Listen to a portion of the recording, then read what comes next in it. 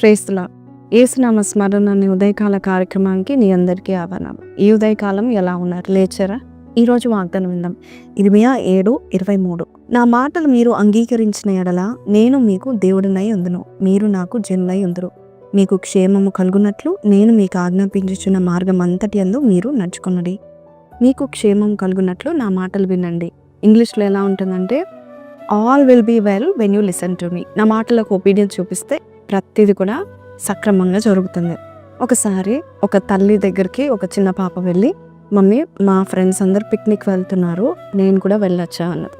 అప్పుడు తల్లి అన్నది, వద్దమ్మా వెళ్ళొద్దు అని చెప్పింది. అప్పుడు ఆ యొక్క చిన్న పాప వాళ్ళ ఫ్రెండ్కి వెళ్ళి చెప్తే, నేను రావట్లేదు, ఇంకా మా మమ్మీ వద్దని చెప్పారు అన్నది.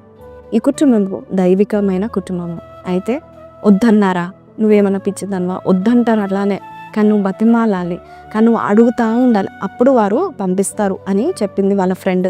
అప్పుడు ఈ చిన్న పాప అంటుంది కదా, మా మమ్మీ ఒక్కసారి వద్దంటే ఆమె నా క్షేమం కొరకే వద్దని చెప్తుంది. ఖచ్చితంగా నా మమ్మీ నాకు కావాల్సిందన్నీ ఇస్తుంది. నా సంతోషము ఆమెకి ఎంతో ముఖ్యము. నేను సంతోషిస్తానంటేనే పంపిస్తుంది. లేక అక్కడ ఏమైనా కీడున్నా ఆపదన్నా భయము కలుగుతుందన్నా నన్ను పంపించదు.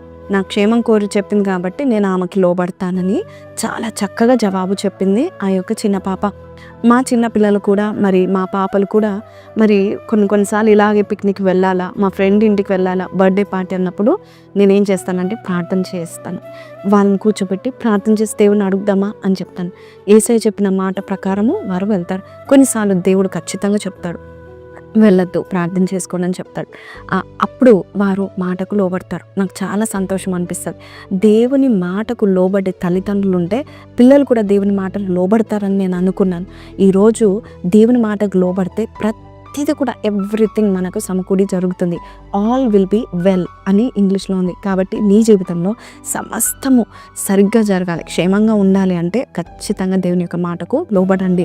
కొన్నిసార్లు కొంతమంది పిక్నిక్లను, ఎక్స్కర్షన్స్ అంటూ వెళ్తూ, మరి బీచెస్ అంటూ వెళ్తూ ప్రాణాలు కోల్పోయి వస్తూ ఉంటారు. కాబట్టి ఈరోజు దేవుడు మీకు ఏది చెప్తున్నాడో ఆ మాట మీరు వింటే కనుక నీ క్షేమం ఉద్దేశించి దేవుడు చెప్తున్నాడు. అంతేకాదు, ఆయనకు లోబడిన వారినంట దేవుడు జనములలో వారిని హెచ్చిస్తాడంట. ద్వితీయోపదేశకాండము 28:1 ఉన్నట్లు ఆయన ఆజ్ఞలకు లోబడితే చాలు, మనల్ని దేవుడు హెచ్చిస్తాడు. ఈరోజు ఈ మాటలు వింటున్నా నీవు దేవుని యొక్క ప్రతి మాట లోబడి చూడండి, దేవుడు మిమ్మల్ని గొప్ప చేయబోతున్నాడు. ఈ మాట మీతో మాట్లాడినట్లయితే చిన్న ప్రార్థన చేస్తాను. కళ్ళు మూసుకొని ప్రార్థన.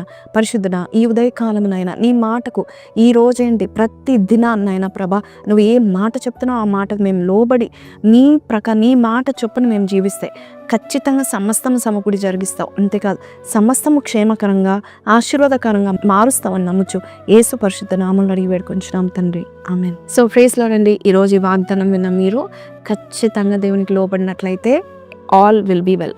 మే God bless you. Have a blessed day. Praise lord.